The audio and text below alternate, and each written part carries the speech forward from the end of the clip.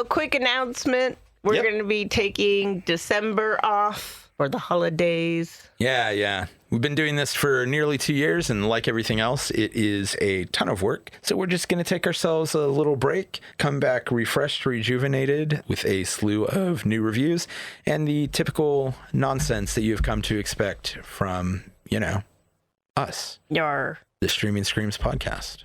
Indeed. Okay. Happy holidays. Oh, yeah. Happy holidays, guys. We'll see you in the new year. Yeah.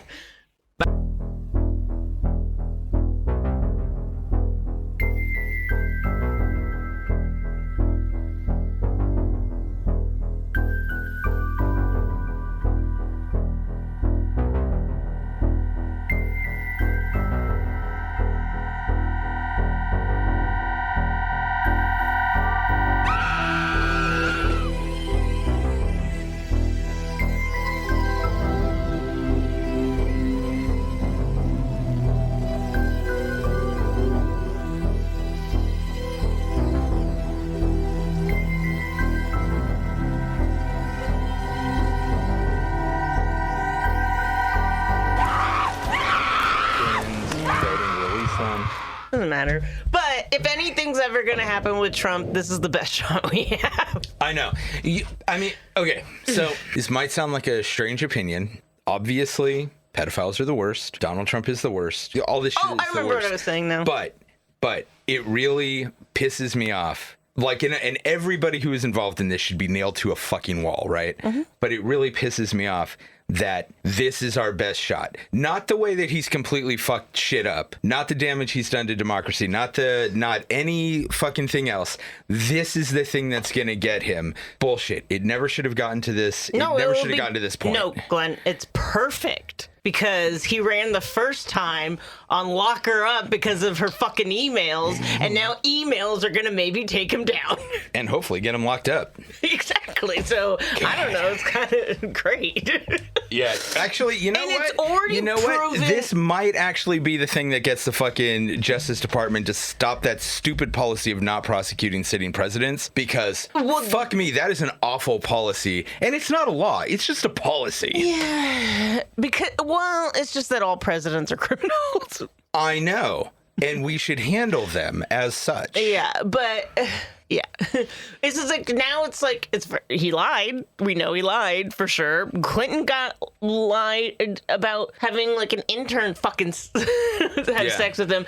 Trump lied about like knowing about like. Trump lied about going to a fucking island of fucking and he claimed he knew nothing slaves. About it, and then he didn't know. So like, I don't know. But I was gonna say Jamarco, this comedian I like a lot, but he has a joke that he's like, technically Trump wouldn't be a pedophile. There's different words depending on. I know a few pedophile. Yeah, but he's like, the problem is you can't correct someone without sounding like a pedophile. Yeah. Well, also, yeah, that's true. Well, also, just like, I thought it was fucked up too that the press lady was just all like, oh, they weren't prepubescent. And it's like, no, they're not prepubescent. They're in puberty. They're still children. Also, we don't know that there weren't any prepubescent kids in there. Oh, sure. And also, I don't know. Right now, they're trying really hard to push this whole, like, 15 thing. The lady that said that Trump raped her several times said it was when she was 12, right? 13. 13? Yeah. So this is the strategy. They're now trying to conflate barely legal with 15, which is insane. So if anybody out there is wondering why our cold open today is politics, the email thing happened just now. So yeah. I don't know. Hey, man. Even in California, child brides are legal. Which is fucking gross. If you are not of an age where you can do things like drink, gamble, smoke, etc., you shouldn't be able to do things that create a lifetime commitment or put your fucking life at risk. We shouldn't be sending kids to war at like 16. We shouldn't be allowing anyone to get married under 18. If you are not mature enough to handle a drink, you're not mature enough to make a lifetime commitment to another human being. So all of that shit should be illegal. It is unacceptable to me. Yep. It is unacceptable. I think that you should not be able to get married under 18, and I actually don't think you should be able to get married under 21. I fucking talked to 25-year-olds as rarely as possible because they are fucking children today. Yeah. You know, you're not mature enough to make that kind of commitment. Slow life down, especially if this is like the sort of thing where your parents are all like, oh yeah, our daughter can marry this fucking. Well, your parents have to sign off. Right. But I also figure if somebody's getting married at 14, the parents probably aren't just signing off. The parents are probably making it happen. Yeah. You know, arranged marriages shouldn't be a thing. Child marriages shouldn't be a thing. It's either arranged marriages or their daughter got knocked up, and then they're like, well, you gotta get married. Fuck that shit. Flush it out. Happy holidays, everybody. It's the family holiday of Happy Thanksgiving, motherfuckers. Welcome, everyone, to Streaming Screams. I am Glenn. I am here with Jessica. Hi. And we're here to talk about some horror. Today we are talking about Thanksgiving. Released in 2023. Written by Eli Roth and Jeff Rendell. Story, screenplay by Jeff Rendell. Directed by Eli Roth. Patrick Dempsey as Sheriff Eric Newland, the town sheriff who's investigating the Thanksgiving murders. Nell Valecki? Fuck, I was looking on a roll. Didn't fuck up the first name. Made it through that bit. Nell Valecki as Jessica Wright, our, quote, final girl who wants to have a better relationship with her father, but is struggling to move past his new marriage. Then we've got Jessica's friends. Milo Manheim as Ryan, Jessica's boyfriend. Jalen Thomas Brooke as Bobby, Jessica's ex-boyfriend and the former baseball star of the group, whose career was ended in the Wright Mart Thanksgiving riot. Tommaso Sinelli as Evan, who is in a relationship with Gabby, who is played by Addison Rae. Jenna Warren as Yulia, who is the girlfriend of Gabriel Davenport as Scuba. Then we've got Rick Hoffman as Thomas Wright, Jessica's recently remarried father. He is the owner of Wright Mart, which is basically the movie's Walmart stand-in. Karen Cliche, is that right? Cliche? That's really funny. Karen Cliche as Kathleen, Thomas Wright's new wife. Jessica does not approve of their marriage. Kathleen is greedy as fuck and is the one who convinced Thomas to start Black Friday on Thanksgiving. Then we've got Ty Olson as Mitch Collins, the manager of Wright Mart, and Gina Gershon as Gina Gershon is Amanda Collins, Mitch's wife. Okay, it is Thanksgiving in Plymouth, Massachusetts. Sheriff Newland celebrates Thanksgiving at Mitch and Amanda Collins' house when Mitch is bummed to hear that he has been called into work early for the Black Friday sale. Places opening on Thanksgiving for Black Friday pisses me off. It is just so greedy and it's so stupid. I have mixed feelings on it because as somebody who used to work retail, I would 100% offer, ask. Take yeah, because I want the money. Oh, okay. You get double time. Yeah. Because you usually get holiday pay, like the 8 hours, and then you get the time and a half for working. Okay, so this sort of gets into my whole systemic thing. I think people should just be paid for holidays no matter what fucking job they're working. So I would be. But. And then I would get paid time and a half for working on a holiday. So you get paid double. I used to work on Thanksgiving and Christmas all the fucking time by choice. Sure. But I'm also going to take it a step farther, and I say that we should be paying everybody a good enough wage where nobody is like feeling like they should choose between hanging out with their family on a holiday and going to work. Sure. So I could get into a whole fucking thing about capitalism, and I'm sure we will at some point in this because it's a big part of the plot. Not capitalism, consumerism. Yeah. Yeah, I mean, they're so fucking intermingled. Capitalism, consumerism. It's actually a big part of this plot. But yeah, it's ridiculous. Thomas, Jessica, and Kathleen have Bobby and some other people that I think might be his parents over for dinner. Jessica and Kathleen clearly hate each other, and Jessica is just waiting to go to the movies with her friends, making this a very cheerful Thanksgiving celebration. Why is it okay for the movie theater to be open? Nobody complains about that. Because I've never thought about it till this moment. But I'm like, nobody ever complains. Like, the movie theaters are open on Christmas, too. Christmas... So Thanksgiving. Hold on. There is actually Go ahead.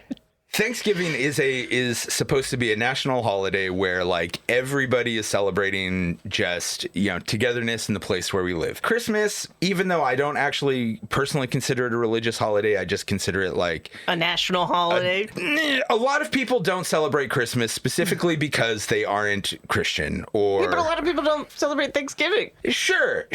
Again, I'm just saying, like, I feel like we shouldn't ever be in a situation where people are forced to choose between these sorts of things. Mm-hmm. The theater thing has actually never occurred to me, and I don't know why. Maybe it's because like the interaction with people at theaters is so like barely existent a lot of the time. For now.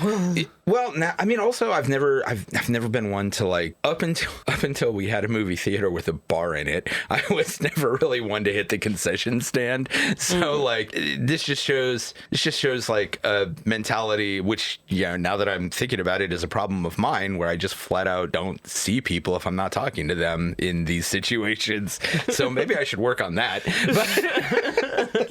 But what workers? There ain't nobody here. Yeah, no, maybe it shouldn't be a thing. I don't know, man. I don't know.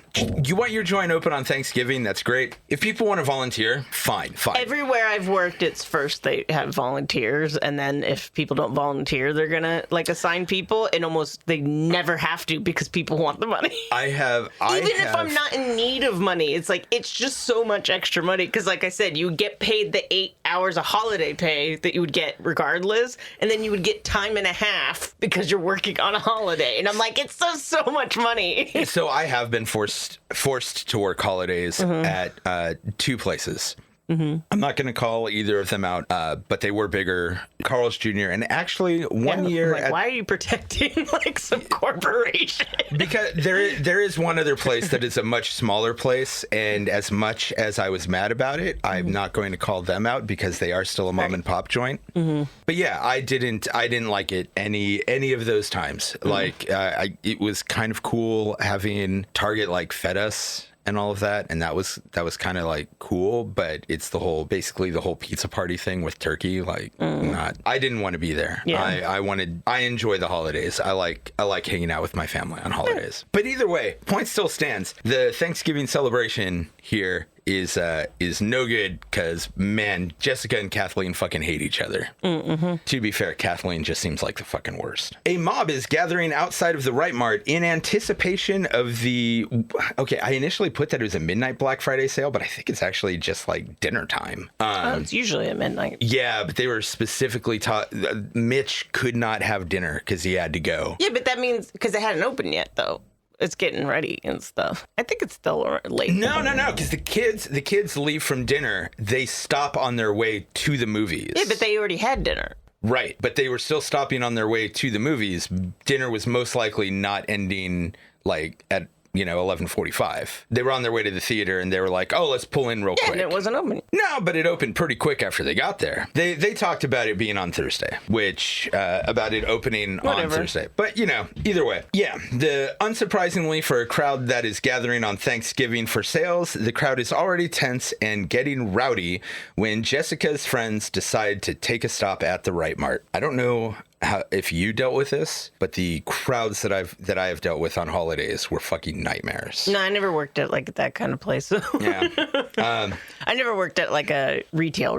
I worked, Barnes and Noble, I guess, but they weren't open Thanksgiving. Target, working at Target was interesting because actually overall I didn't hate the job. I worked with a lot of cool people, but some of the customers were just fucking awful. Sure. And especially the ones who were really sales focused. Like every Sunday they would set up the new coupons and the new items would be on sale. And the times that I worked mornings or opening on Sunday, there would always just be this fucking crowd outside just waiting to come in. And I know you've heard me tell this story, but I'm going to say it on the podcast because I think it's funny. Mm-hmm. There was one Sunday where I had to work in the morning, and as I was driving in, there was just this huge crowd just like really up against the glass, like really looking to get in. And I showed up right basically as they were opening the doors. But I walked in the back and up to the operator booth where we had like the intercom system and all of that. And some of my coworkers were just standing around shooting the shit. And I walked in and I go like, man, you see that crowd of people out there? What kind of fucking loser do you have to be to go hang out outside of Target on a Sunday morning waiting for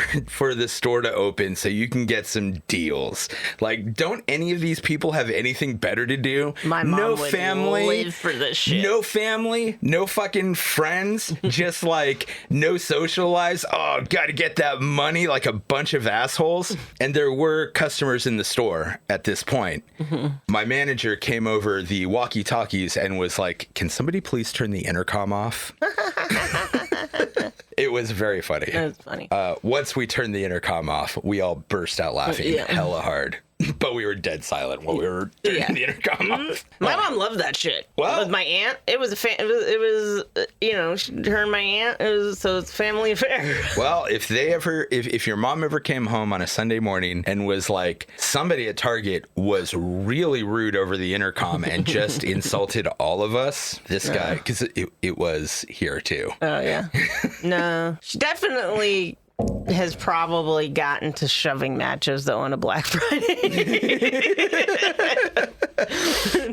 Speaking of which, yeah, so they decide to stop at Riot Mart for, I don't remember the contrived reason, it's something about cell phones. Yeah, Jessica lets Bobby, Gabby, Evan, Scuba, and Yulia in early, which really pisses the crowd off. And it doesn't help that the friends all start taunting the crowd, who burst into a fucking frenzy. Yeah, and they make a point to say there's not enough security. They do make a point to say that. They also make a point that somebody that the guys had gotten in a fight with from a rival high school is the one who basically signaled the crowd to fucking riot and got that shit going. Yeah. So the crowd storms Riot Mart and smashes through the front doors in a violent, chaotic riot. Evan, like a dick, films and posts the whole shit show with the most shitty meme editing, like the whole, like, you know, prayers to the victims and all of that, after loving the whole thing. A security guard, a customer, and Amanda Collins, the wife of Riot Mart's manager Mitch, who had just come by to bring him some, like, Thanksgiving leftovers,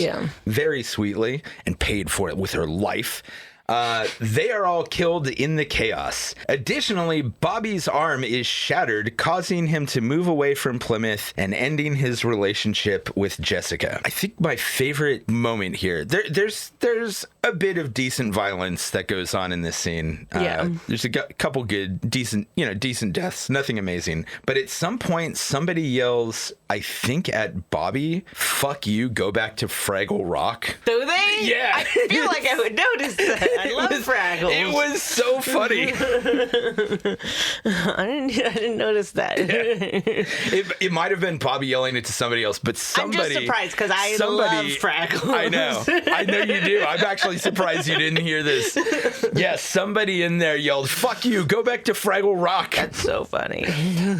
1 year later, no arrests have been made since the stampede because the security footage hadn't been working. Of course, Riot Mart, for some stupid reason, is getting ready for another Black Friday sale. Mitch no longer works for the company and is basically leading a bunch of protests and a campaign trying to stop them. Thomas is, of course, rehabilitating his image poorly. He is also basically acting like nothing ever happened. I think all the kids do. Jessica doesn't. Kinda. No, she keeps trying to talk him out of it and is like, I don't want to be part of your commercial. You shouldn't be opening. It's a big source of contention throughout the movie between her and Kathleen. Yeah, I don't know. They all seem to be acting way too normal. I mean, everybody is also trying to move on at the same time. I guess. They're all just... Everybody in this movie is shitty. Everybody in this movie is shitty. Let's just be clear about this. There are no redeeming characters in this movie. Yeah, like instantly, even like the whole opening scene, like even before they get to the store, I'm like, I would have and do hate all of these people. Yeah. It's annoyingly one of those movies where you end up rooting for. This is one of those movies where you like really hate all the characters and you want to see the killer get them, which is why it pisses me off that so many of the main characters survive, because most of them don't deserve it. Spoilers. There's a scene where they go to do like a commercial shoot at this historic old cabin type place, but it's been vandalized, so their commercial shoot isn't going to happen. And somebody has written, what was it, Fight Mart, I think is the name that they were using to mock Right Mart. Yeah. Somebody spray painted that on the wall and stole the axe. Later on, the teens are all out to dinner when they spot Bobby, who hasn't spoken to any of them since the riots. He left town, it seems like. Yeah, no, he left town, but he ghosted everybody. Yeah. He didn't inform anybody that he was leaving. Because he hurt his hand and he can't play ball anymore. Okay, to be fair, if that happened to me, not that I play ball, but if I could no longer play bass because of something like that, I might bounce too. Like, I'd be pretty broken up over it. Or maybe don't give up, because you know what? There's people who are told they're paralyzed for life, and then they keep trying, and then they end up walking fine. Sometimes you gotta not just let doctors tell you the reality. No, I know. Sometimes they're right, but Yeah. sometimes you just gotta push yourself. Sometimes, but it's hard. It's also hard to. For me, I wouldn't give a. So I probably would leave. I would tell you. Okay, assuming... What does leaving do? I wouldn't want to be around that fucking town. Well, that's fine. Anytime I would see somebody who was there, I would just really have the urge to fuck them up. But your problem wouldn't be that a bunch of people died. It would be that you can't play bass anymore. I mean, I'd be pretty... I can be pissed about many things at once. I am daily pissed about many things at once. Yeah. Let's be clear about this. I was in a bad mood before you showed up. I'll be in a bad mood when you leave. All this shit sucks.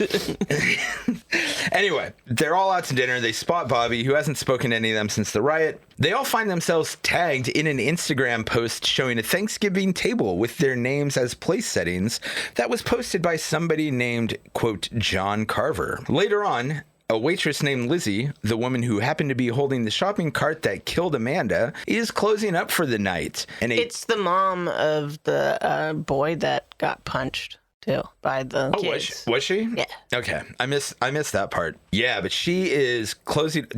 Also, she is real bitchy while they're at the diner. Yeah. You know, one thing that they do establish in this scene is that the town kind of hates all these kids now. I mean. And yes, for good reason. Yeah. They did basically they didn't start the riot, but they kind of incited it. Yes. And people died and shit. Yeah. And Bobby's arm got fucked up. The most important thing. The most important part. Yeah. Again, you can be pissed about many things at once. Yeah. I probably wouldn't want to stay there either, but not because, but for any reason, just because, the whole thing. I mean, honestly, the whole overarching thing, I would be like, this town sucks. Yeah. All these people suck. I'm out. Yeah. You know, but the not being able to play bass part would probably, okay, look, when you and I were living together, as you probably remember crystal clear, I injured my shoulder. Yeah. And it still hurts every day. You said that it wasn't, when you went to the doctor, they said it wasn't because of that. No, it's skeletal inflammation caused by that. Oh, you said it was something else. No, when I went to the doctor, I was concerned about my heart because the way the pain radiates from my shoulder, the way the pain goes, it radiates from my shoulder into my chest.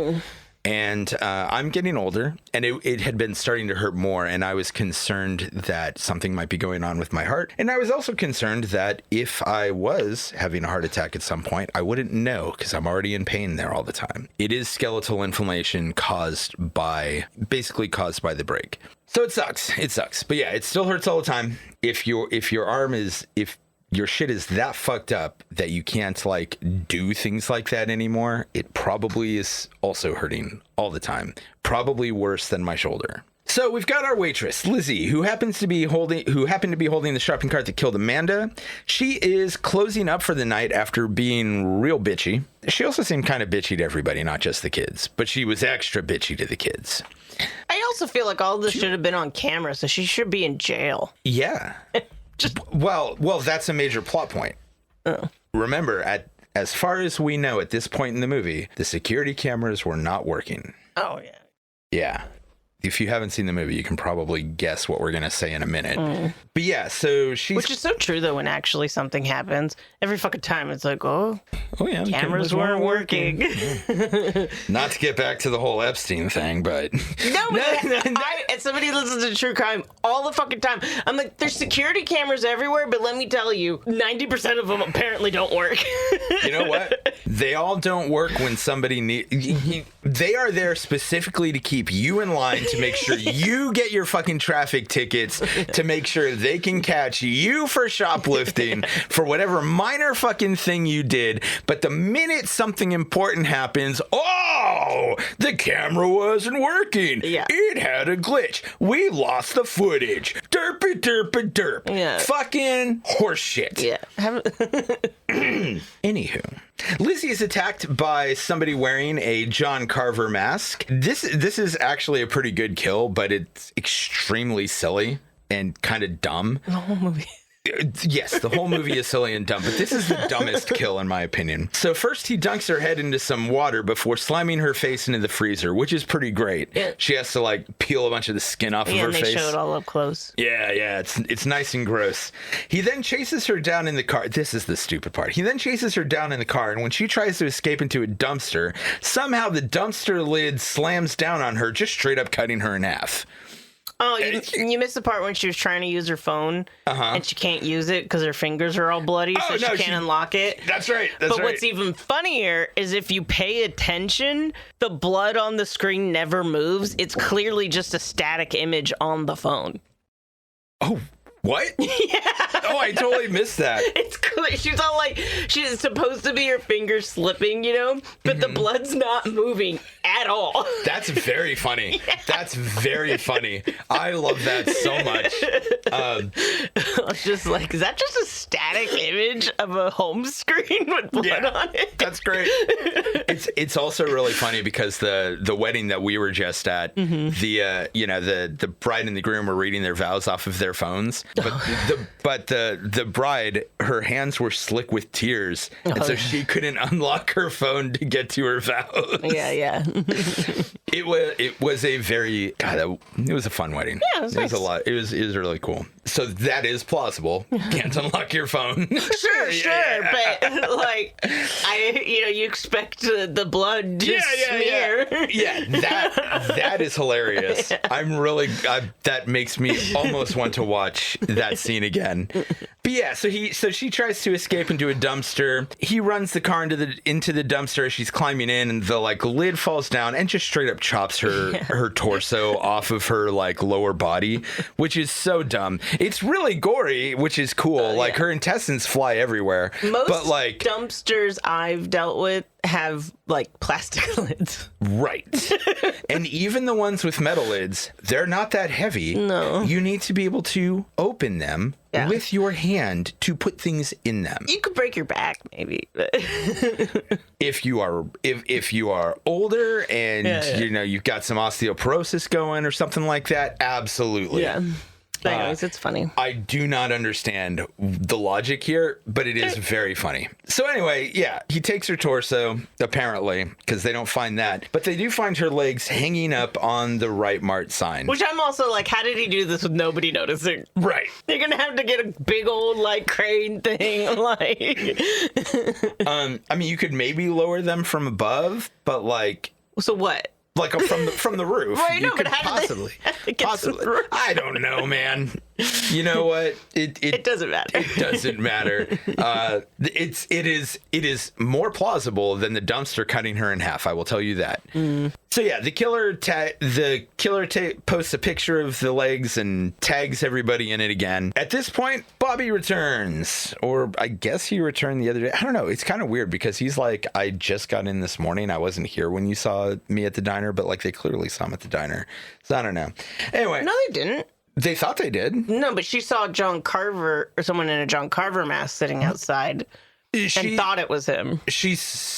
Oh, I thought they saw him like walking out of the diner. Okay. They saw him from like behind. And he has that real like recognizable fluffy hair and all that. Maybe, I don't know. Either way, definitely not the movie to get bogged down in details on. No. So, we get this big exposition dump that Kathleen deleted the security footage from that night. But there is a backup that will keep the archive for a few more days. The security guard who ran away that night when the mob got out of hand, which I forgot to mention earlier, is preparing to flee the country. The killer attacks him with an electric carving knife before decapitating him. Sadly, the real victim here is the cat who had to witness this and no longer has an owner. But at least John Carver feeds the cat before leaving. Him and Art the Clown are cat lovers. That is true. That is true. Art the Clown's a good dude because he likes cats. Yeah. Fuck people. Chop them bitches up. The killer once again tags the kids, this time in a photograph showing the severed head of the security guard and the torso of the waitress now set up at the Thanksgiving table. I also never really understood why he blames the security guard for anything. I know he ran away, but like, what the fuck was he supposed to do? I think it's just the whole like, don't be a coward thing. I guess, but they were already like short-staffed, and at that point, what is he gonna do? I don't feel like he should be blamed. Nobody's gonna stop the stampede. Everybody else, I think, could be blamed, but not that. I always like when he runs away. I'm like, yeah. I mean, yeah. You know what? Look, I'm gonna be honest. If I was working as a security guard, I would not be getting paid enough to deal with them. Exactly. And it's what, are you supposed to put yourself in the way and get killed? Yeah, no, fuck that. Like the other guy that got trampled? No, I would have been out of there too. Sorry to literally every asshole who has, I guess maybe call the police. Yeah, no, that's what should happen. You should be calling the police. And the sheriff is the one who stopped the riot by firing his gun into the air. But like... Yeah, look, sorry to every asshole out there who has the black American flag with a single yellow stripe. Security guards are not fucking heroes. You're not paid enough. Don't die for some corporate bullshit because, like, just don't. Yeah. The fucking waffle irons are not that important. Everything's insured. It's all insured. Yeah. The only thing not insured are probably some of the people who died. Yeah. Jess and Bobby start going through the archived footage of the incident and bring some photographs to the sheriff, one of which actually seems to implicate Ryan. Evan has been hiring some nerdy kid to do his homework and not paying him. So the nerdy kid gives him a report to read to the class that the teacher had actually written on her blog. That's actually funny. Gets him in trouble. That's great. Happened, because that's something that could happen in real life. Very funny. It's very much possibly the most realistic thing in this movie. And good on that kid. Well, he has to be prepared to get his ass kicked. I'm just saying, if you do that to somebody, absolutely, you're gonna get your ass kicked. Yeah, sure, but you know what, man? If I'm doing your okay, this isn't something I would have done. I didn't even do my own homework. But if I'm doing your homework and you're not paying me, I am absolutely fucking your shit up. Yeah, like that's ridiculous. Yeah. Again, another thing of just people being greedy and shitty in this movie. Yeah. There is also a really funny gag in here where there's another student named Chad who is reading his own report. Mm-hmm. And when the scene starts, it's just like the end of his report. And he's like reading a report about how he'll never celebrate Thanksgiving again. And then all of the girls are like clapping. And we're like, oh, Chad. And then he's like, is acting like he's crying. And he pulls up his shirt to wipe his tears. And he's got his abs. It's like, and it's just this great fucking ploy to get the chicks in the class, and I'm just like, man, this is so fucking funny. I think that was the funniest part for me. Then we get to the trampoline scene with the student who was responsible for the stampede in the first place. The guy who called out basically for everyone to storm the place. Yep. No other scene in this movie exemplifies my problems with this movie quite like this fucking scene. We'll get into the trailer later, but I will just say this. I wasn't expecting this movie to be the same as the Grindhouse trailer that spawned it, but I was expecting certain things from that trailer, at least. And I ended up very, very disappointed in the movie as a whole because of it. And we'll get into more of it later. The main thing that I'll just talk about now, in the trailer, they show this trampoline. To be clear, the Grindhouse trailer, that's the trailer from the Grindhouse movies, not the trailer for this actual movie. Okay, yeah, that's what I meant when I said 2007 trailer. Okay, yeah, we'll get into that later. This scene totally pissed me off. But basically, this dude's girlfriend takes him into the gym and is like gonna do like a little striptease trampoline thing. As she's jumping on the trampoline, somebody snaps this kid's neck and then basically stabs her a bunch of times. Yeah. Then we move on. John Carver captures Evan and Gabby at school and attacks Jessica. There is kind of this funny scene here where he set up this trap for Jessica using Evan and Gabby as bait. She's running from him and she ends up in like a makeup and hair studio, which I'm guessing is for the drama department or something like that. Yeah. And there's this really funny moment where she just hides by ducking down next to a bunch of mannequin heads. Yeah. Oh, no. So if it's a bunch of heads, they have some sort of like cosmetic, probably. It's probably, you can learn like hair cutting or something like that. So probably some cosmetic thing. Yeah, I don't think we had that at my high school. Yeah. But that's what it looked like. They're the fake heads that you get to practice doing hair on. So I was assuming that would be part of the drama department because of like doing makeup and hair for drama for like plays and shit. But you know what? Maybe it is just a stylist department or a stylist class or something. Either way, pretty cool. I mean, I wouldn't have taken that at high school, but it would have been cool to have. I knew girls who would have. Ryan and Bobby have basically had this rivalry going on for this whole time. Ryan is now Jessica's boyfriend. Bobby used to be Jessica's boyfriend, and Ryan was clearly pining for the time that she and Bobby were together. Yeah. They finally get into it again, prompting Jessica to tell them both to fuck off while Yulia's dad swoops in to take her to Florida. He is not going to let his daughter get dead. So he thinks. Also, was he supposed to be like Russian mafia or something? He was European of some sort. Like, I don't know if he was it Russian? I thought it was German, but I can't remember now. I'm pretty sure Yulia is a Russian name. I mean, either way, it seemed like he was like a mobster type. Yeah. Which I thought was really funny because like it hadn't been mentioned. At least not that I caught. And then she just takes him away and it's like, wait, he has all this security. He's in this giant house. He talks like a fucking gangster. Like, wait, what? What? Why did we enter a mob thing? Yeah. But either way, it doesn't matter. He gets her home and then John Carver ends up breaking into Yulia's house. He captures her, kills her dad and the security. This is funny because when he attacks her, he like uses these two corn cob holders and she's like primping in the mirror and he just shoves them both into her ear. Well, they already set it up too because like they're talking, that something's gonna happen, and they show her like cleaning her ears like up close. Yeah, they're definitely building that ear tension. Yeah. And the corn cob holders have like happy faces on them, which is pretty funny. Katie was howling at this. She thought the corn cob holders with the happy faces going into Yulia's ears was the funniest thing she had ever seen. It was really funny, her reaction to this. Before this, I actually skipped this, but Jessica and Scuba go to borrow a gun from a local scumbag hosting a party named McCarty. This scene's really only important because Jessica gets a ring with like a hidden blade in it. Yeah.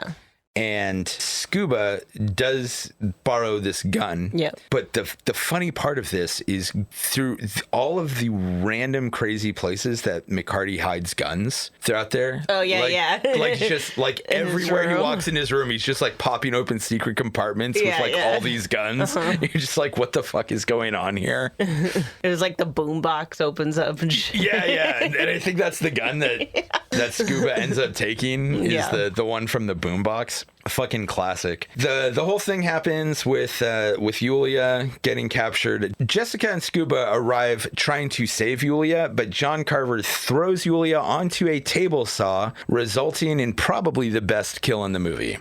It flings blood and intestine everywhere. Yeah. Jess, her family, and the police decide to use the big Thanksgiving Day parade as a trap to try to capture Carver by luring him into the float warehouse. Thomas, finally having a slight bit of sense, decides to close the store for Thanksgiving. It is bonkers that it took all of this. Yeah. Bonkers. Should have been the first kill, probably. Should have been the riot. Mm-hmm. Sure. It should have never happened in the first place. But yeah, this is actually where McCarty gives Jessica a, quote, lucky ring. During the parade, they see a ton of people dressed as Carver, who they are afraid could be the killer. But it turns out to mostly be protesters who are being led by Mitch. Mm-hmm. Suddenly, Carver, disguised actually as a clown, decapitates the town's turkey mascot, leading to chaos. What did he do? He was involved in the riot. Oh, was he? Yeah. Julia's dad wasn't. Julia's dad wasn't, but you know. But he raised a shitty kid. Exactly. Do better, parents. Yeah, I don't remember what the turkey mascot did exactly, but he was definitely involved. All right, fair enough. I actually had thought the same thing when I watched it the first time, so I paid specific attention during the second time I watched it, but didn't write it down like an idiot. Disguised as a clown, he decapitates the town's turkey mascot, leading to absolute chaos and a man being impaled through the face by the stern of a ship float. Yeah. Which pretty good. Yeah. Some of the kills in this movie are pretty decent. That is one thing you can more or less always count on Eli Roth to deliver on. Some decent kills. Yeah. Also, the little weird things like all the guns being hidden. He always has some. He's always character. got quirks. Yeah. Yeah. I am not always a fan of Eli Roth's work, but I do like him a lot. What have I not liked that he did? I didn't like Aftershock. That was the one where I think it's in South America and an earthquake releases a bunch of like prisoners. Yeah. We watched it one night and just, if I remember correctly, there was this rape scene that just went on so fucking long. And I only saw it once when it came out. I vaguely remember it. Yeah, I just remember that scene and being like, don't like this. Don't like this at all. It is really funny, the amount of violence and gore that I will watch happily, but then the minute you throw a rape into something, I'm just like, no, not into this, man. Anyway, we have already talked about that on the podcast. Yeah. Thanks for joining us here at the Streaming Screams podcast. Please follow us on Instagram, Facebook, Threads, and YouTube at Streaming Screams Pod. You can also find us on TikTok and Blue Sky at Screams Pod. Every follow, like, thumb, rating, review, subscription, and share all help us out a lot with all the algorithm shit. So if you like what we're doing, please rate us wherever you get your podcasts, like our posts, all that other good internet bullshit.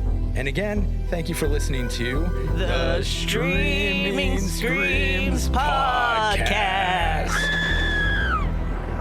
All of this stuff happens. Carver successfully captures Jessica, Thomas, Kathleen, and Scuba. Kathleen wakes up to find that John Carver is basting her like a turkey. She tries to escape unsuccessfully, but does manage to find was it Gabby that she found in the refrigerator? I wasn't sure. Okay. I think it was a cheerleader. Yeah, I wasn't positive. I was like, who is that? Yeah. So I think it was a cheerleader, and I know that he pops the girl open later, with a wine bottle, and starts pouring her blood into the glass, which made me really surprised that the cheerleader was still alive. Yeah, because she did get stabbed a lot of times. But I guess maybe they were all superficial. I don't know, man. It always just depends. Yeah, you get stabbed once and die, or there's people who've been stabbed like 50 times and survived. So it just depends. But yeah, Kathleen finds either Gabby or the cheerleader. I think the cheerleader in the refrigerator.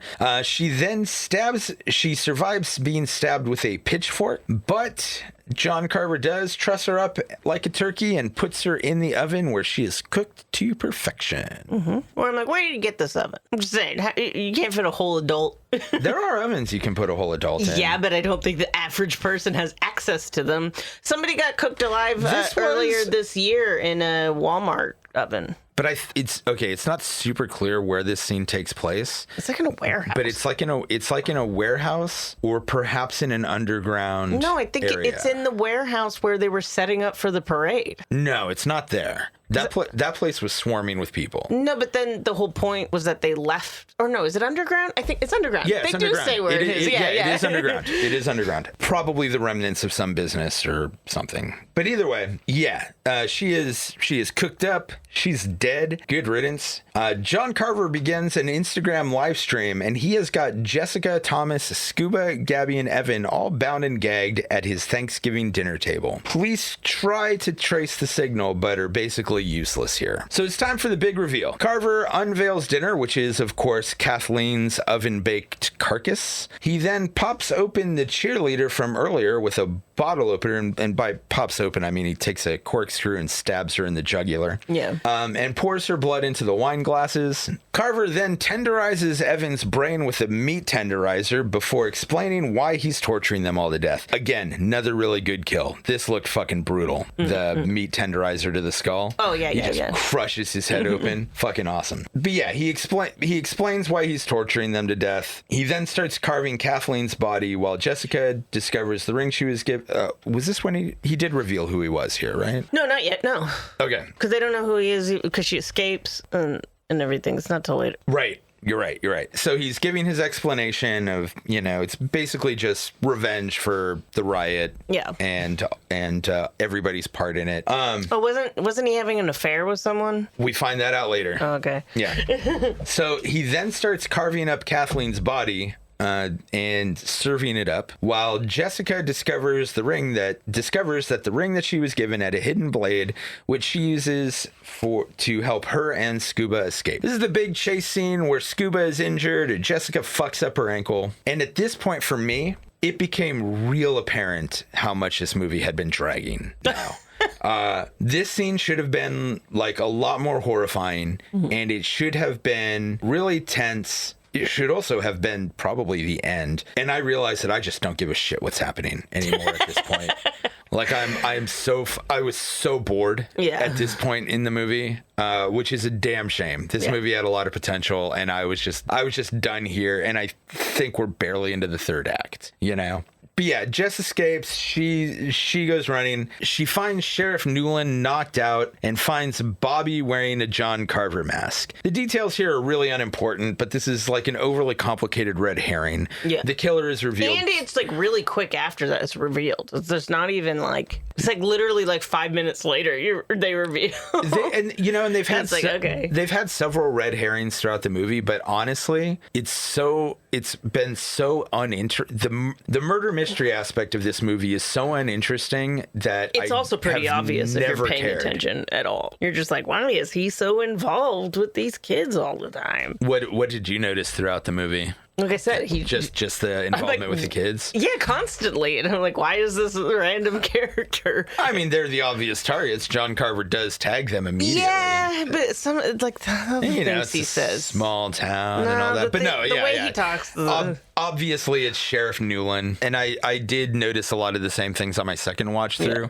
On my first watch through, I just couldn't be arsed to care. Yeah. So there's this convoluted reveal that he and Amanda, who is Mitch's wife, the girl who got killed with the shopping cart, were having an affair, and she was pregnant with his child, and he's all butthurt that he doesn't get to spend Thanksgiving with his family because they're dead. Bobby at the last second saves Jessica and they escape. There's a chase through the parade warehouse and they escape, causing an explosion. Again, I don't care about the details at this point. Although they escape. There's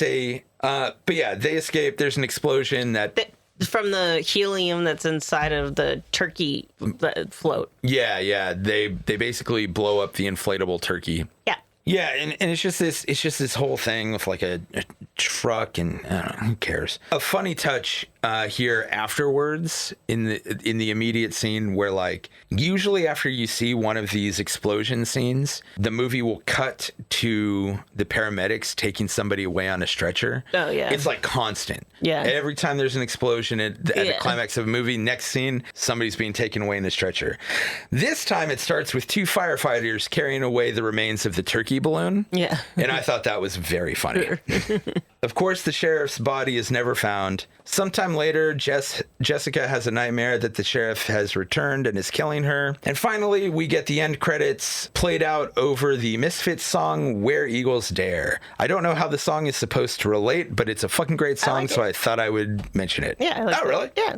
They didn't write it. I didn't know that. It's a cover. The Misfits? Yeah. No. Where Eagles Dare was written by Glenn Danzig. I literally looked up the song and it said it was a cover by the Misfits. There are other Where Eagles Dares. It literally said it's a cover by the Misfits. Well, now I'm going to look this You can look. I mean, I when I looked it up, that's just what it said. Because I knew it was the Misfits, but I was like, oh, I like this song. Yeah, it was written by Glenn Danzig. I'm just saying when I looked it up, it said cover. Yeah, no, Cool. so there are other songs called Where Eagles Dare, and I forget what I think it's a World War II reference. Oh. I don't actually know what this song is really about. There are theories that He's not a bastard. He's not a goddamn son of a bitch. There you go. Yeah. You better think about it, baby. But yeah, I do like the song. I think it's a fun song. It's a really good song. It's one of my favorite Misfits songs. And as we have talked about a strange amount of times on this podcast, I'm a huge Misfits fan. I'm a huge Glenn Danzig fan. Fan of his work, not so much him. He seems like a dork, but you know. Actually, every time I've seen him drop the act, which he occasionally does when he's playing with his older bands, when he like lets the mask slip and stops trying to act like a badass and is willing to crack a few jokes and have a laugh, he actually does seem like a fun, cool guy. But he just has this persona that he's built up. He's like, I'm somber and brooding all the time. I'm, evil. I'm gonna collect bricks. If you know, you know. Google Danzig bricks. Yeah, no, it's a really fucking good song. It's one of my favorite Misfits songs. I absolutely love it. So Jess, how did you like Thanksgiving? I don't know. It's like all Eli Roth movies except for Cabin Fever, which I love. I want to like his stuff way more than I do. I can't, because it looks great. It does. The acting's fine. But, all the characters suck. And then there's something about it that falls flat for me. Yeah. And I can't, pinpoint it specifically, but it's just, it's fun enough, but it gets dull. I can 100% pinpoint where it falls flat for me. But yeah, I would essentially agree with that. They're making another one too. A second one's coming out. Didn't it already come out? I thought it was supposed to come out this year, and I would expect it would come out before Thanksgiving, which is in 2 weeks. It's one of those ones that it got greenlit. They announced it, and then it's just been dragging. Mm-hmm. I knew something was going on with it. It got delayed because a lot of the crew was displaced by the LA fires. Oh, okay. Bummer. I knew there was something going on, that something was said. That sucks. I mean, I don't particularly care for this movie, but that does suck that's why the sequel. Yeah. Yeah, I really like some of Eli Roth's stuff. I don't care for other Eli Roth stuff. I love Hostel. I like the first Hostel. I haven't watched any of the sequels. I have heard that all they do is add shitty, unnecessary backstory to the first one, and I don't need it. Most people prefer the second one. I disagree. I haven't seen it in a long time, but it's really just all about the kills. Yeah, so what they have a room with a tub, and somebody does Elizabeth Bathory putting something. The kills are cool, but it just seems so. And they make the town all just way more culty psychos, yeah. And I'm no, the first one, though goofy, had a string of realism in it. Yeah, so how everything works. Where in the second one they just make everything super murder town. So also my favorite part of I do want to see the third one that's in Vegas. I hear it's terrible, but it's something about that. I just want to see it. So I really like the kills. The kills in Hostel 1 are actually the least important part of the movie to me. Love the atmosphere of the movie, in particular when people start disappearing. My whole favorite, when they take a picture of the guy's head just with a tower in the back. Not even that, but when the guys are wandering around the town and just exploring and checking out tourist stuff, and they're just talking. Yeah. And you have this like real sense of foreboding and everything, and nothing crazy happens to show how out of place they are, but you can just feel it. My absolute favorite part of the movie is when the main character, I can't remember if it was one or both of the guys, but they went to the police to file a report, and the police officer looks at them and like with like an air of sympathy goes, "Oh, you're so far from home." Yeah. And that's my favorite part of the whole movie, because like the idea of being in this town that seems so idyllic but is clearly not what was sold as. Yeah. And you're so alone even around all of these people, and you are helpless. Yeah. I absolutely adore that movie. And I don't think that the kills are bad. I don't think it falls off a cliff, but that section to me is just like, is good, but it's just not the part that I think of when I'm like, oh, I should watch that movie again. Sure. I always think of like the buildup. I think the second act is incredible. Whatever else you might say about that movie, I think the second act is a masterpiece in building suspense. And then, I didn't like Aftershock. Did Eli Roth do Knock Knock? Okay. I did actually like that movie a lot. It's fine. It's fine. It's only because of Keanu Reeves. Keanu Reeves makes it fucking great. Also, Katie and I still make jokes about free pizza. We do. Yeah.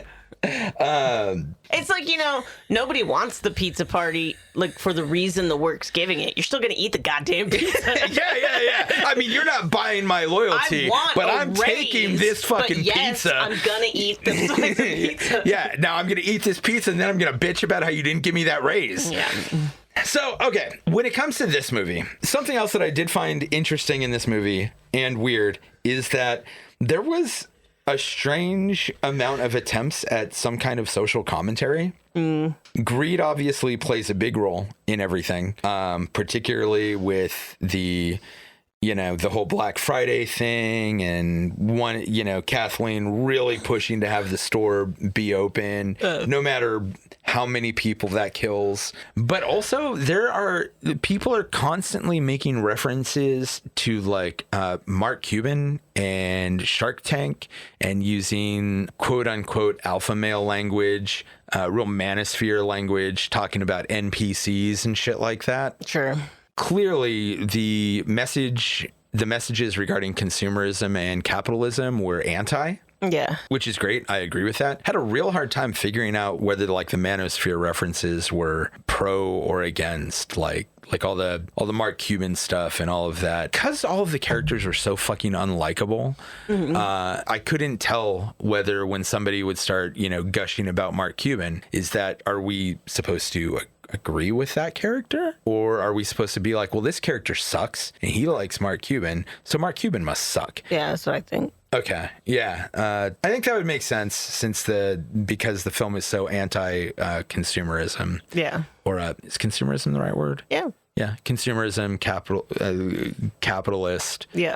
Like it's not exactly advocating for seizing the means of production, but it is clearly advocating for closing your fucking store on Thanksgiving. That's just a topic every year. Yeah. Well, and also not like, maybe don't kill people over a goddamn, waffle iron. Cabbage Patch doll, which really happened in the 80s. Yeah, or the fucking Elmo stuff. I wonder what the Black Friday death count is up to these days.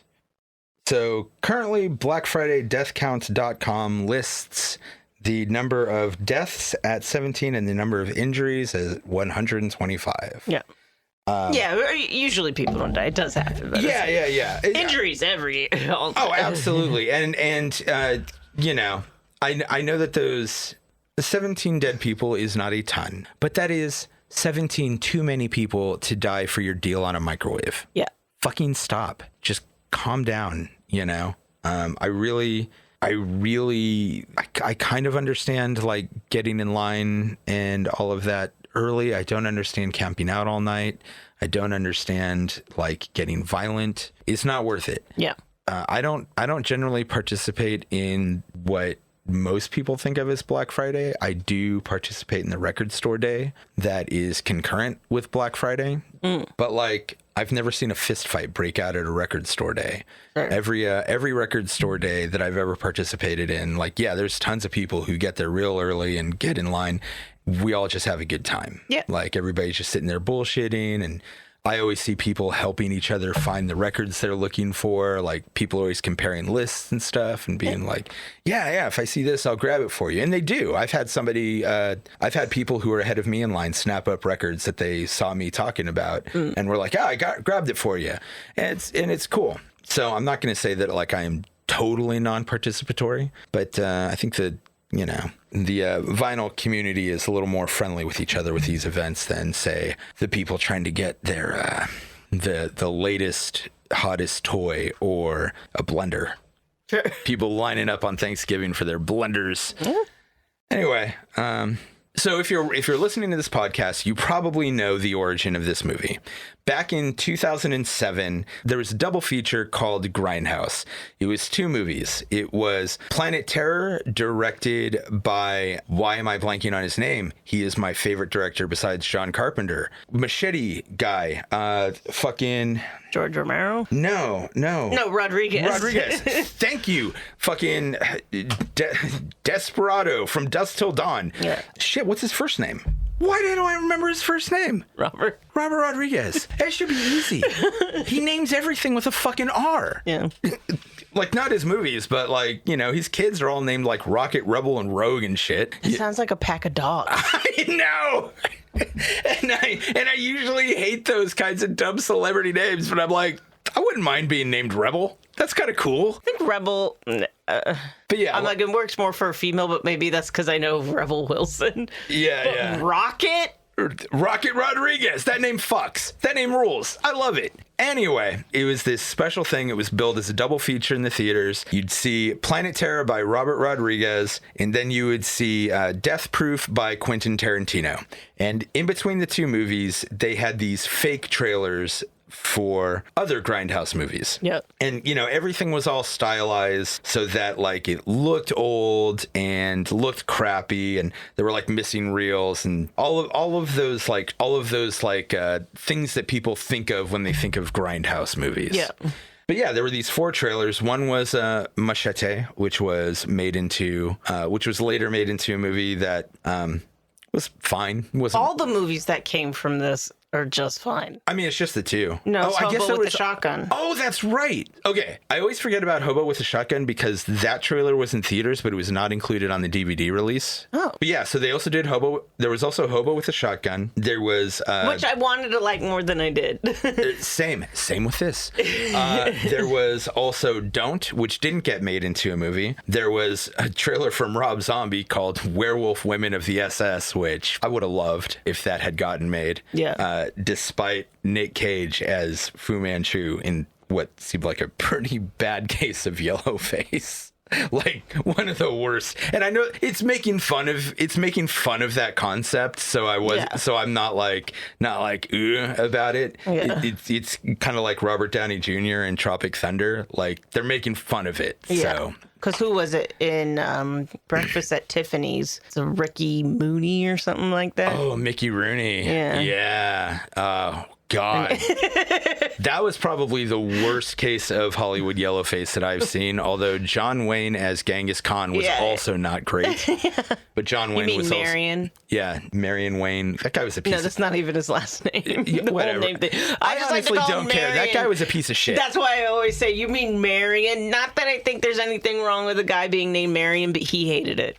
Yeah, he did hate it. He also didn't like horses, which I think was funny considering all the cowboy shit that he did. Yeah. But also, like, that was the guy who like threatened to beat up Sachin Littlefeather and all that. I think it was that incident. He was like, I'm gonna kick that girl's ass. Whatever. Fuck that guy. John Wayne was whack. I actually do really like Westerns, but John Wayne was a douche. Anywho, I would have loved Werewolf Women of the SS. It looked so fun. Probably would have been another disappointment. It was designed as it was, just as a trailer. Well, but it seemed cool.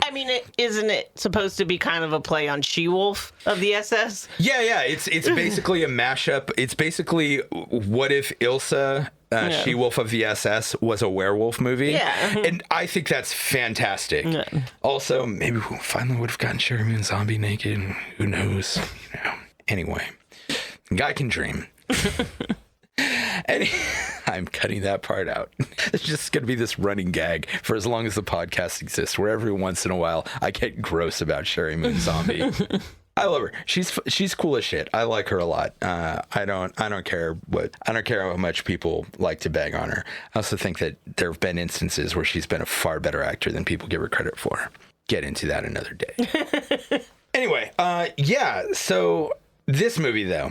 So one of the trailers was, of course, Thanksgiving, and I think it was probably the second most infamous or well-known and well-liked trailer of the bunch. Other than Machete. Yeah, right under Machete.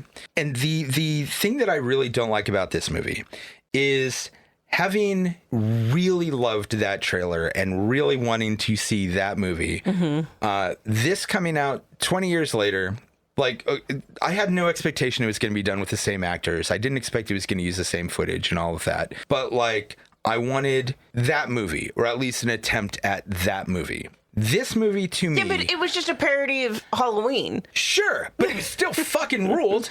And this movie... But even, like, the whole beginning set in the trailer is just Halloween. Oh, absolutely. Absolutely. But it looked like its own, like, fun, campy, like, kind of real sleazy take on it. And this movie basically felt like the late 10s, early 20s cleaned up remake of the movie that trailer advertised. Sure. It has very little of the camp, none of the grit, none of the sleaze. Like, that trailer was so fucking sleazy and gross. Yeah. And this had none of that. And so, as I'm sure you'll be totally surprised, I wrote down notes on the trailer too. Yeah. So we're going to do a review of the trailer here, so that I can bitch about how the movie did not live up one bit. So the trailer starts with a Halloween 2 style point of view where the killer stalks and presumably murders the person that I think is supposed to be like the grandma of the family. It's an older chubby lady, you know. It then cuts to the parade scene. So we see the parade scene happen, but instead of a clown, it's actually John Carver dressed as John Carver. And I also do not like the look of John Carver in this movie. In the trailer, there's no mask. It's just a hat over like a black hood or a black stocking, or you just don't see the killer's face. Yeah, but the whole point is that he's supposed to be able to walk through the crowd. Sure. And I get that. I just think that the look of the killer as just like a dark pilgrim and not specifically this John Carver character was much cooler. It is by far my smallest complaint about the differences here. I think I would disagree on that. When the parade scene happens, the turkey's head gets cut off. It is much bloodier, much more gruesome, and much cooler. We then get the cheerleader scene, and this is one of the most... Of the stuff that actually made it from the trailer to the movie, this is by far the most different, and I hate it. In the trailer, the cheerleader gets up on the trampoline, her boyfriend's watching, and she takes off her top and flashes her butt. And the killer's hand just sort of grabs the boy from off camera, drags him back. We don't see what happens to him. And then the cheerleader is jumping up and down topless, which is awesome and sleazy and gross. But she goes to do a splits as she hits down on the trampoline, and a knife comes up from the bottom, stabs her right in the pussy. In the movie, she does not take her top off. She does show him her butt real quick, but that's it. Yeah. And then and just everything is so much cleaner and like brighter and nicer looking. And so she's jumping up and down. The killer like snaps the boyfriend's head and turns the head clean around in this really dumb cartoonish way that doesn't fit the tone of the rest of the movie. And then instead of the whole thing with the splits happening, the knife goes up into her leg and she falls down, and then he stabs up a bunch of times and she gets stabbed a bunch of times. And this really exemplifies the difference here is they took out all of the sleaze and they replaced it with more gore, which is fine, but it doesn't get that feel or that tone. And it just seems like, even though it's bloodier, it just seems weak. It's like fucking weak sauce. The next scene, we get a girl named Judy giving a blowjob to some guy in a convertible. And after a very funny swallowing, like a very cartoonishly funny swallowing sound, this like gulp sound effect, like she looks up and she's sort of like reaching up and she finds that his head is missing. He has been decapitated. This is followed by another scene where she's kissing some other guy and she does the thing where she like puts her hands on the side of his face. Yeah. And then the camera pulls back and his body falls away and she's just still holding his head because he's been decapitated while she was kissing him. Yeah. It is hilarious. It is so fucking funny. Every time I see it, I burst out laughing because this 1-2 punch of decapitations with guys that she's like getting sexy with is so good to me. And nothing even remotely related to this happens in the movie. Yeah. There is also a line where the cop tastes some of the blood from the turkey who gets killed in the parade, and is like, "It's blood." And then the sheriff is like, "Son of a bitch," or something like that. Someone arrives at some folks arrive at their grandma's house, and then we see that the family is tied up and the killer reveals the burnt corpse trussed up like a turkey. In this version, it's clearly the grandma. Or no, actually, it may not be the grandma. I'm not sure. But either way, it is a much more disturbing model. There is also, I'm pretty sure, a thermometer in the vagina, like an oven thermometer. Yeah. And the head of the victim has been attached to an actual turkey body. Yeah. And the people that are tied up are not just like a bunch of random people. It's like literally a family, and there's kids and all that stuff. Yeah. And then we get this quick shot of the killer fucking the turkey with like it's so absurd. Yeah. We get this shot of the killer stuffing the turkey with his dick, and you know, the head's bobbling up and down, and the family's all like, they're all horrified.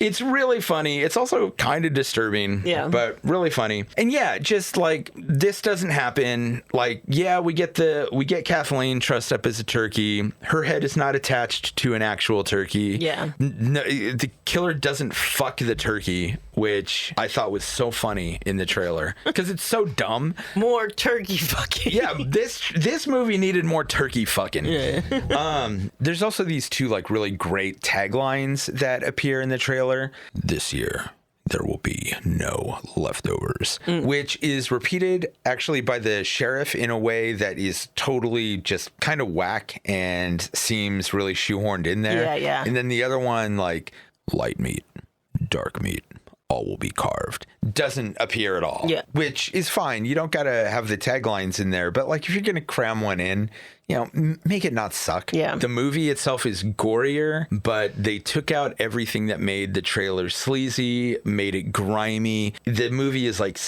basically sparkling clean. Oh yeah. And like, it's not, it has its cheesy moments, but it doesn't have that campy feel to it. It's there's no grime, no grit. It's just really watered down. Yeah. And after 20 years, well, not 20 years, but after basically like 15 or however many years of waiting and hoping that at some point in time Eli Roth would make this movie, to have it come out as like this watered down version that doesn't have any of the Grindhouse vibe or any of the grime or camp, it just seems so weak sauce. It was very disappointing to me. So, and like I said, I ended up real bored by the third act. And I gave up hope of it being the same movie about 20 minutes in. But even then, even after just being like, whatever, I'll let it play out, I still ended up bored as shit. That's my big problem with the movie. All right, fair enough. Just doesn't, maybe I would have liked it more if I hadn't been sitting with that expectation for a decade and a half. Yeah. And I didn't have that expectation. I didn't remember the trailer until rewatching it. I have literally... And I still was just like, meh. I mean, I've watched the Grindhouse double feature a fair number of times. I'm not as big of a fan as those other people. Which one? Bulletproof? Death Proof. Don't like. Death Proof is not my favorite. I really prefer the Robert Rodriguez movie, Planet Terror. Planet Terror is also, it's fine. I thought Planet Terror was a lot of fun. Yeah, I haven't seen it in so long. Yeah, I kind of been wanting to rewatch them because I haven't watched them in like I haven't watched them since the aughts either. But I had watched Planet Terror like a bunch of times. Yeah, I watched Death Proof a few times, but it just didn't grab me. You know, thinking about it, I might actually appreciate it more today. Maybe. So maybe it's worth giving another shot to. Yeah. But the Thanksgiving trailer, every so often, I have just put that particular trailer and the Werewolf Women of the SS trailer on for laughs. Huh. Just if I'm like bored, you know, sometimes it'll pop up in like my YouTube recommendations. So I'll be like, oh yeah, Thanksgiving trailer. I wonder if he's ever going to make that movie. And then I'd watch it, be like, I hope he makes that movie. Yeah. Oh, well. Bummer. Well, maybe the second one will be easier. I hope so. I think Eli Roth does skeezy pretty well. Sure. Like I said, a couple of his movies have really have actually bothered me with their skeeziness. Aftershock being the primary one, you know. But yeah, I do really love Hostel. I love Knock Knock, even though it's really ridiculous. It's just a silly movie. Yeah. Also, I like it. What was the movie it was based on? Knock Knock. No, the movie it was based on had a different title. I don't think so. Yeah, Joe Bob showed it. I know, and I'm pretty sure it was called Knock Knock. It was based on Death Game, which Death Game I thought was... I actually think I liked Knock Knock more than Death Game. Death Game was fine, but I thought Knock Knock was fun. Oh, God, why can't I think of any other Eli Roth movies? What the Green fuck? Inferno. Yeah, I never saw The Green Inferno. Oh. Have you watched it? I have. How did you like it? I'm not a fan. I don't know. It's just like, so, you know, it's supposed to be like an homage to Cannibal Holocaust. Yeah. I don't know if for some people this would be more scary or anything, but there's like a whole scene of when like the gross scene, like the big scene of somebody being decapitated, or I mean like not just decapitated, totally like dismembered. Yeah, yeah. And they're all in a cage like washing. Then one of them gets like diarrhea from being in a foreign country, you know, and eating stuff. And it's just like, there's just diarrhea sound, like literally like while like somebody's getting like dismembered, and I'm like, did a 12-year-old write this? Like, you know, I also only saw that movie once when it came out, but no, I don't remember. I didn't like it. Okay. And other people were like, it's so disturbing, and I'm just like, you must not watch many horror movies, I guess. Yeah. Well, you know what? I sit here and I initially want to agree with you, but I also remember being really grossed out by the poop stuff in the first Terrifier movie. Yeah, I mean, I'm like, in real life too, it probably, you wouldn't even pay attention to it. It's just hard to take a scene seriously when there's just like poop sounds and fart sounds over it. Okay, so Cabin Fever. I love that movie. We should do that movie. Yeah. Fucking pancakes, baby. Yeah. Hostel, I loved. Didn't see Hostel 2. Love the trailer for Grindhouse. Aftershock, you know, like I said, there was stuff I liked about it, but that rape scene really bugged me. Didn't see The Man with the Iron Fist. Didn't see Green Inferno. Knock Knock, really liked it. Didn't see Death Wish or The House with a Clock in Its Walls. It's a family like fantasy movie. Okay. Didn't see with Jack Black. Oh man, I liked Jack Black a lot more before he became a kids movie actor, basically. Yeah, I agree. Finn, I don't know what Finn is at all. I'm not sure about that one. And then Thanksgiving. Obviously, holy shit, he did Borderlands. Oh really? I didn't realize. Eli Roth, dude, what's happening here? I didn't realize that was him. Are you okay? Hit us up and let us know. Like, what's going on here? Yeah, I didn't know either. That's shocking. Oh, you know what? I did know he did that. I'm sorry. You know what? Now that I'm thinking of it, I'm like, oh yeah, I did know that. Wow. Really kind of disappointed to hear that. The movie was bad. I haven't seen it. Okay. Honestly, I don't remember if I've seen the movie or if I've just seen a lot of reviews of it, but it is fucking awful. That's all I've heard. Yeah. I think we watched it, and the only thing I remember thinking about it was, Jesus Christ, what is happening here? Yeah. How is a game known for its zany fun been distilled to this nonsense? It's a bummer. Anyway, who would you recommend this movie for? If you like slashers and you just want to watch something for Thanksgiving, I guess. Yeah. If you're one of those people who's into, like, if you're the type of person who likes the sequels to Halloween, the original sequels to Halloween, the real bad ones. If you're looking for a slasher, if you want something for the holidays, go ahead. It's honestly, it's probably better than I'm giving it credit for. But again, I mean, I had that hype sitting in my head for way too long. Yeah. If you are looking to watch it because you were a fan of the original Grindhouse trailer, just watch the original Grindhouse trailer. This movie doesn't add up. It doesn't have any of the stuff you want from it. So I think, all right, I think that about does it. Hey, Jessica, play us out. Turkey day, turkey day, turkey, turkey day. Stuff your face and shit yourself. That's the American way.